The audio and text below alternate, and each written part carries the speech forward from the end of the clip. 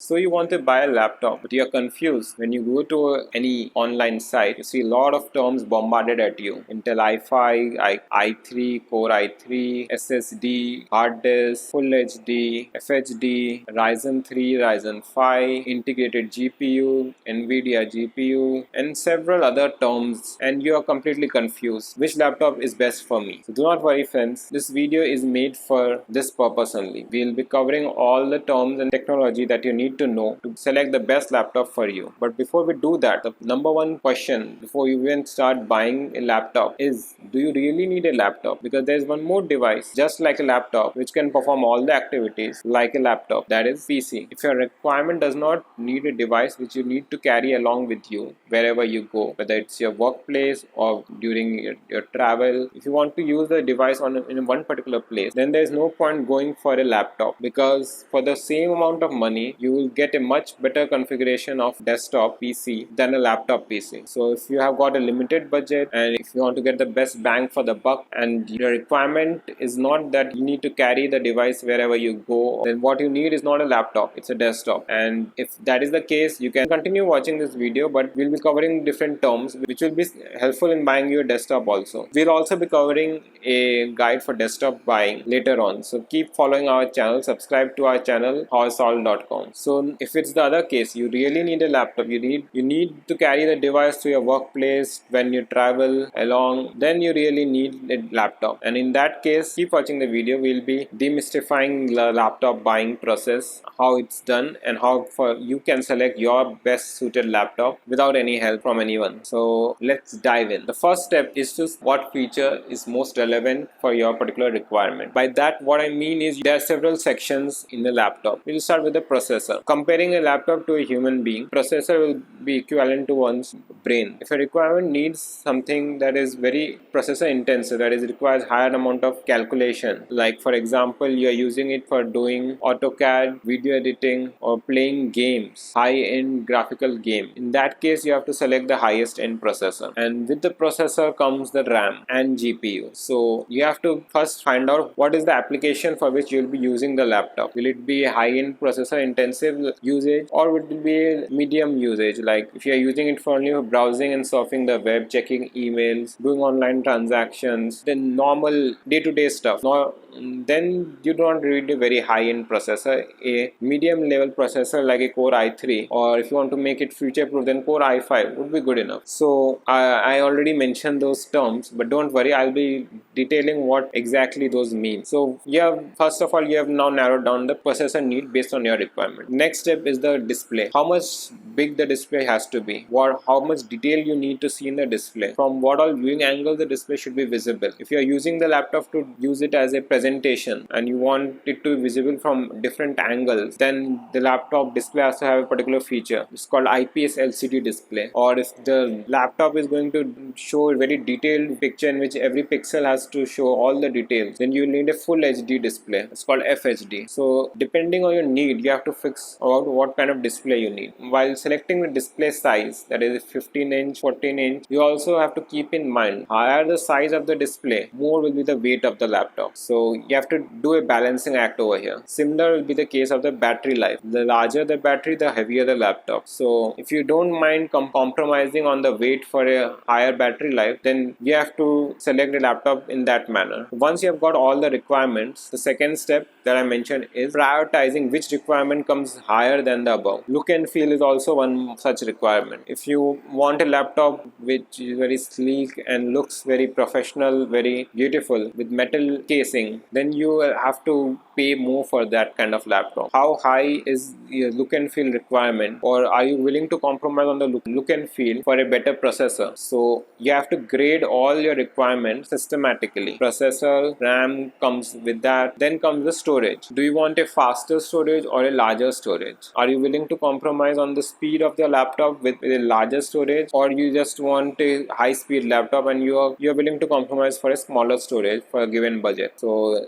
that balancing act you have to do with the storage feature. So now you know what you require at present, but you also have to keep in mind what you will require in the future, because speak in Indian rupees, then you'll be investing around 30 to 40k. If you're investing such a significant amount of money, then you should keep in mind at least 2 years down the line, are your requirements going to change? And if yes, then does the laptop will require a more higher end processor? Also with time, the operating system becomes heavier and more processor intensive. So that also you have to keep in mind. If you are planning to use this laptop for 2, 3, 4 years down the line, then you have to select the processor that is good enough for you at present, but also 4 years down the line. So it's better to select a higher end processor at present so that you can keep the laptop future proof. So future requirement you have to then detail. And then finally comes the budget. The budget should be an approximate range that you are willing to give for buying this laptop. In the present market, entry-end laptop starts from 30 to 40k, and that would be a good enough budget for an entry-end laptop for basic tasks. So you'll come to know about what will be good enough budget for your particular requirement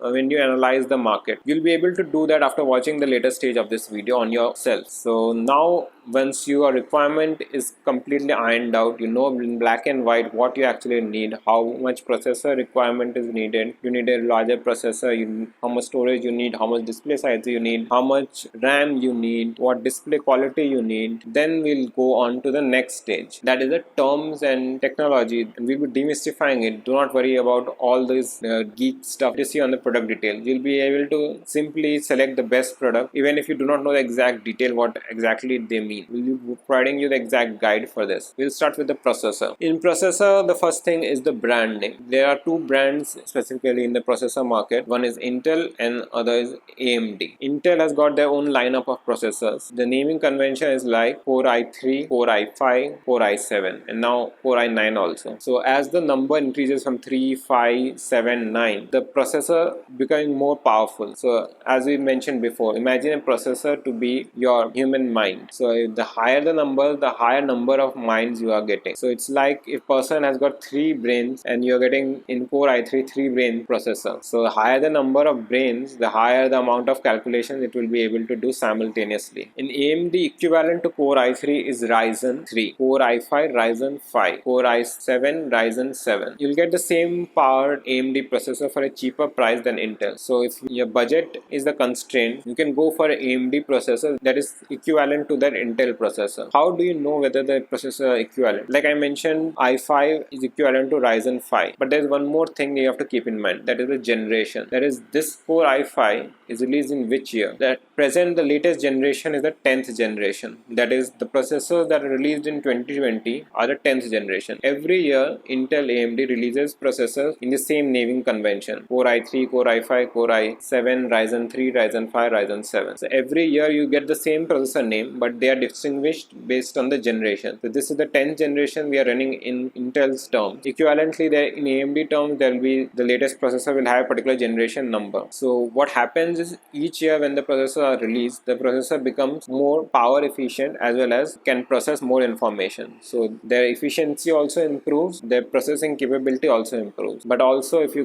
go with the latest processor, it will usually cost you more. So depending on those aspects, in my opinion, the least processor that you should select, it should be 8th gen processor, that is 2-year-old processor maximum. That is 1-year-old processor should be ideal. Latest processor, if your budget allows you to do that, then that's the best, but maximum you should not go older than 2 years, because as the Windows upgrades, the processor requirement also increases. So if you are going with a 3-year-old processor now, that laptop will struggle after 2-3 years because the processor is quite old. So while selecting the laptops at present 2020, go for at least 8th gen processor. So all the terms in processor I hope is clear: generation, brand name, and cores: Core i3, Core i5, Ryzen 5, Ryzen 3. Now you can easily distinguish between what processor you need. And even if you do not know how processors are comparable, you can easily do a Google search.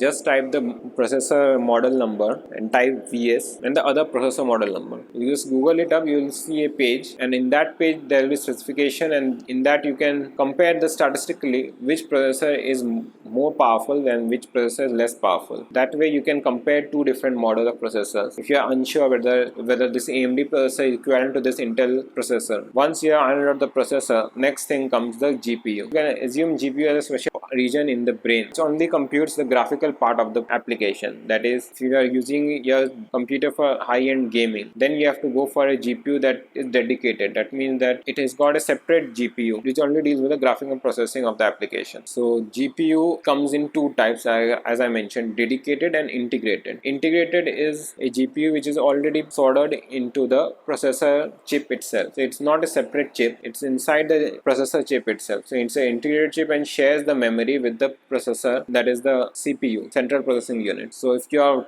requirement has got a high graphical usage, like you are doing video editing, AutoCAD, or you are using it for playing high-end games continuously, then you need a separate GPU. And in GPU there are NVIDIA GPU. If you're comparing the same GPUs in the similar price range, if you are unsure which GPU is better than which, then you can again Google search. Now you know about which GPU you have to select, which processor you have to select. Then comes the RAM, and RAM and GPU and processor goes hand in hand. That means if you're selecting a higher end processor with a dedicated GPU, you should always go for the higher end RAM, because RAM is what the processor used to process the information. So even if you select a higher end processor and you give it a little RAM, it will get bottlenecked. That means that it will not be able to process that much information because it cannot store that much information in the small RAM. So to make things very clear, a Core i5 should go with at least 8 GB of RAM. A Core i7 and equivalent Ryzen 7 should go with 16 GB of RAM. That is bare minimum. 32 GB is even better. And i3 laptops comes with 4 GB of RAM, but I would suggest you should go for 8 GB of RAM to make it future proof, because processor might be good enough for handling 4 GB of RAM, but if you want to do multitasking and you want to make it future proof, then I would suggest go for a 8 GB of RAM minimum in 2020 at least. That will ensure that the laptop you can use 3-4 years down the line. If you cannot invest at present in a 8 GB laptop, then you should look out for a laptop which has got upgradable hardware. That means that you can add an additional RAM when you need it in the future. In the RAM also there are different configurations like DDR3, DDR4. DDR4 is better than DDR3, so you should go for DDR4 RAMs. They are more faster and more efficient. You consume less amount of energy. So now you know about the processor, GPU and RAM. Now let's go to the storage. Storage are used to store files, your files, operating system files. So depending on what you are going to use the laptop for, that is, if you are going to use the laptop to store a lot of pictures, a lot of movies, you will require a higher space of storage. But with storage there comes three types of storage basically: NVMe SSD, SSD normal SSD, that is SATA 3 SSD, and then there's hard disk. First one that I mentioned, NVMe SSD. These are the fastest and the latest technology, and if you have the budget, I would suggest go for a laptop with the NVMe SSD. Second comes the SSDs, that is SATA 3 SSDs. They are comparatively lower speed than NVMe SSDs, but they are much faster than the hard disk. In 2020, even if you require a higher storage, I would suggest you go for a SSD laptop, because the amount of boost in speed that you get from using a SSD laptop compared to a hard disk laptop is 10 times. Your laptop boots up very fast and the applications run so smoothly in a SSD laptop compared to a hard disk laptop. So even if you have to compromise on the amount of space, like 1 terabyte hard disk laptop, you'll get similar price in 256 GB SSD laptop. So you have to compromise on 1/4 amount of space. But in my opinion, that is a good compromise. So if your priority is a laptop with very fast boot times, then I would suggest you to go for SSD laptop. So that brings us to the upgradable hardware section. This is very important. If your laptop you are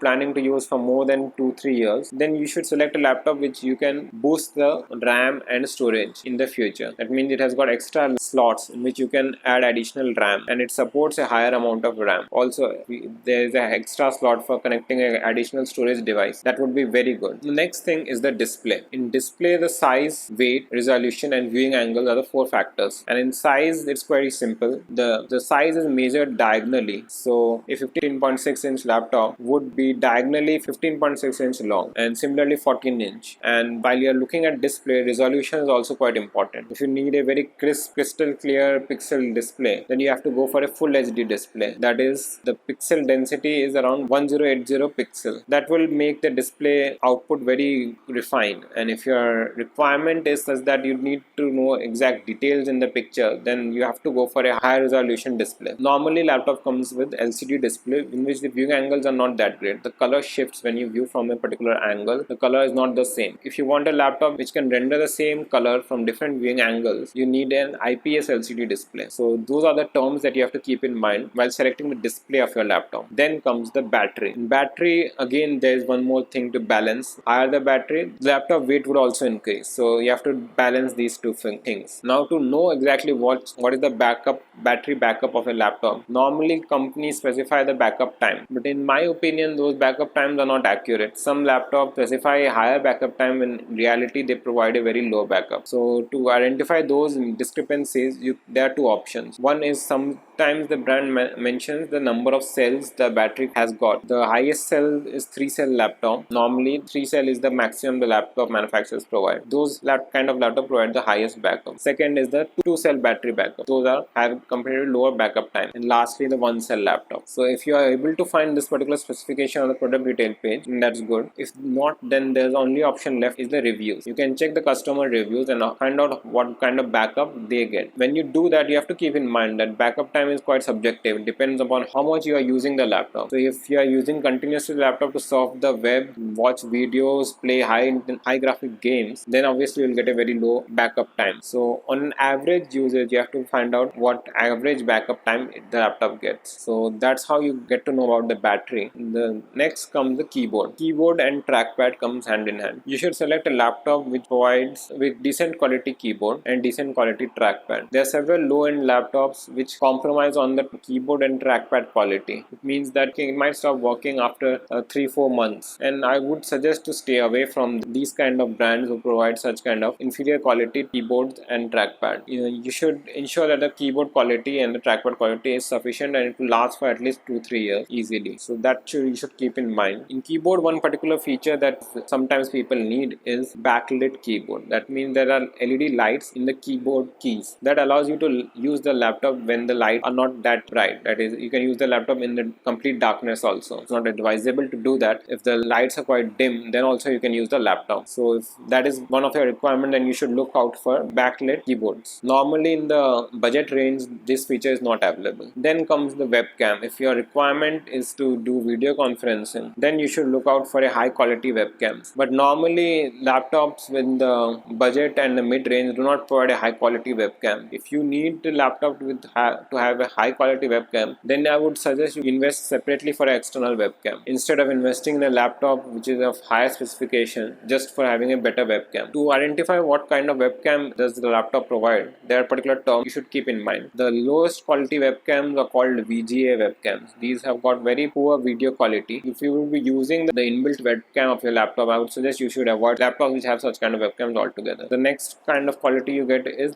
HD webcam. So normally there are sometimes quality difference between two laptops which was claimed to be HD webcam. So in that, again, the user reviews will come in handy, which laptop provides a better video quality. And then there is a full HD webcam, which normally is not provided in budget range and mid-range laptop. They are provided in higher range laptops only. So those are the terms that you have to keep in mind when selecting the webcam. Then comes some additional features like fingerprint reader. If your requirement needs a fingerprint reader, like you need the laptop to unlock using your fingerprint, then you should look out for those features. Then comes speaker. Speakers, normally laptops in the budget range do not provide a very loud speaker, and the quality also is not that great. So again, check out the customer reviews to know exactly what kind of speaker quality you are getting, because normally they do not mention in the product details page about the speaker specifications. Then Wi-Fi and Bluetooth and other connectivity like number of ports. Normally Wi-Fi should not be a problem with the laptop, but in the customer review, if the person mentions that there is a problem with the Wi-Fi, then you should stay away from that particular laptop model. But normally most laptops come with decent quality Wi-Fi cards. There should not be any worry with the Wi-Fi support as such.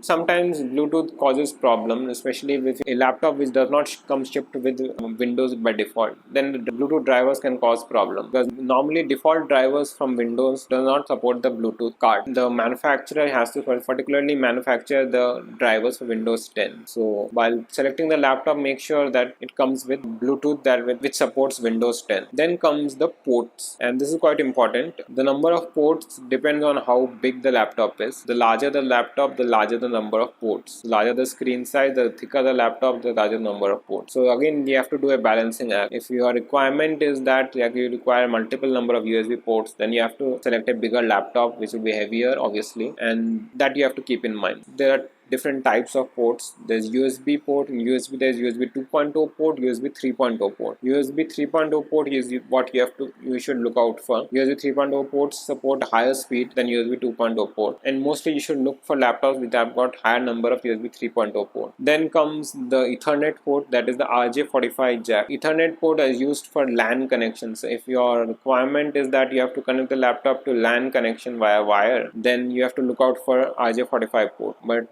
normally in the thin laptops which have got very sleek look, they do not come with RJ45 port. In that case, you have to either compromise on the laptop thickness, or you have to go for an external adapter for the RJ45 port if you really need an RJ45 port. Then comes the display output. In that there's VGA and there's HDMI. Again, VGA ports are not available in thin laptop, and if your particular device does not support HDMI input, then you have to again buy external VGA adapter, or you have to select a laptop that has got a VGA port. So that all covers about the terms. And the next thing is to keep in mind is whether the laptop shifts with Windows 10 by default or not. This is quite important because you can install a Windows 10 later on. That will cost more if you go for the genuine version, but if you go for pirated, then there are several problems, and I would suggest in 2020 at least you go for laptops that ship directly with Windows 10 license, because the licensed Windows 10 version will provide you all the security updates. It will ensure that your laptop is secure from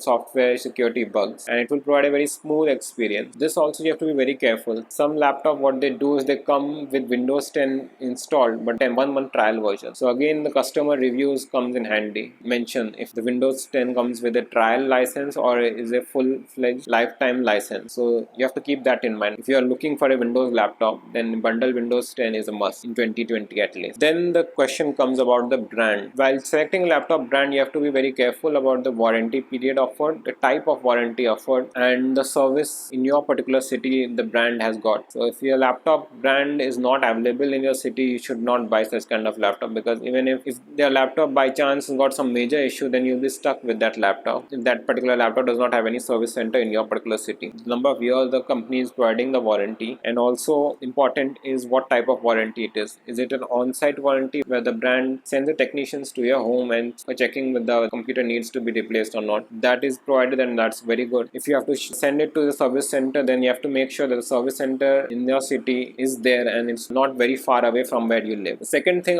apart from the warranty and the service center is the quality control. Some laptop brand models in particular might provide inferior quality part, like the screen would not be good quality. In that case, the screen will stop working after 1 year, or it will create some problems after 1 year, or the trackpad or the keyboard is not working properly after a couple of months or so. Those kind of problems visible if you analyze the customer review, and that will be covering next, customer review analysis. If you are buying online, there's some facts that you have to know about online reviews. Not all customers give reviews online. In fact, only 1 to 2, maximum 5% of the customer leaves reviews online, and they also most probably leave a review when they are not satisfied with the product. So given that fact, if a particular laptop brand does not have large number of reviews, that doesn't mean it's a bad product. It only means that not a large number of people have bought that product, so very few persons have left the reviews. So keep that in mind. Also, when you're analyzing reviews, you also have to look out for fake reviews. Some sellers and some companies indulge in manufacturing reviews online so that they can sell the product easily. To look out for fake reviews, what we do is we basically see reviews which have got similar words used multiple times in different reviews, or those reviews that are very superficial. Those do not mention details, or just mention like very good laptop, very nice laptop. They do not mention what in particular they liked about that laptop. So, or they mention that particular thing multiple times in different person are mentioning that particular thing multiple times. So that is a red flag, and that means that the reviews have been manufactured and you should stay away from such kind of laptop. So once you are sure that the laptop reviews are genuine and there are sufficient amount of reviews so that you can do analysis, the next step is to filter the reviews based on the number of stars or number of negative or positive reviews. Firstly, you should check the negative reviews because those reviews provide you the exact cons of the laptop. And then when you select the negative reviews, you have to look out for particular negative feedback about the laptop. That is, if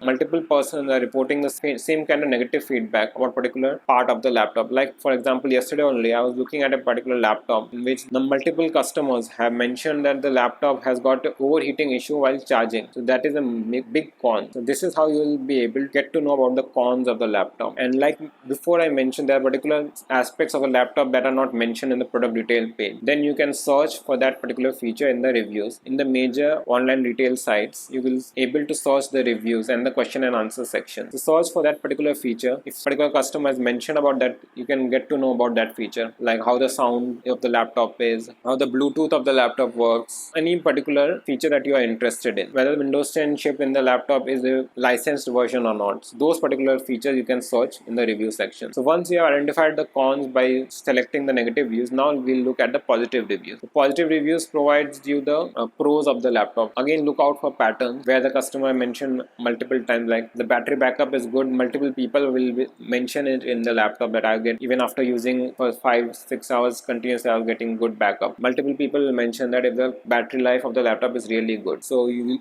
are now know the pros and cons of the laptop, and the features that you are looking in specific about the laptop, those are crystal clear. And you also know whether a laptop is having a major product quality control issue. That is, if in the cons there is particular mention of it that the display stops working. Multiple people have mentioned that after 3-4 months period of time there's a particular issue that arises in the laptop. That means that the laptop is suffering from major product quality control issue, and you should stay away from that product. And then from the review analysis, the last thing comes the price analysis. From the reviews you can find out the price points at which the customer have bought the laptop. Normally there are different selling periods, and the product manufacturers and the sellers decrease and increase the price depending on the sale period. So you will be able to identify when the laptop was priced the least, if the customer has mentioned in the reviews the particular price, or if that is not visible, then there is particular software. I'll give the link down in the video description. It is a Chrome add-on, and using that you can find out the price timeline of that particular product for a given time period. And at present, because of this COVID-19 pandemic and because of the supply chain issues as well as the geopolitical tension, the laptop market in India